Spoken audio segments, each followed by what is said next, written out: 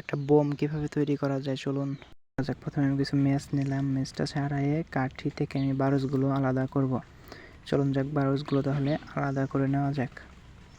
সবগুলো আমি আলাদা করে নিয়ে একটা পেপারে সবগুলো আলাদা করা শেষ। এখন একটা মুখ হয়ে পাশে ফুটো করে নিব, আর একটা বোতল দরকার, আর একটা পেপার দরকার। পেপারটা আমি কেটে সাইজ মতো করে নিয়ে নিলাম।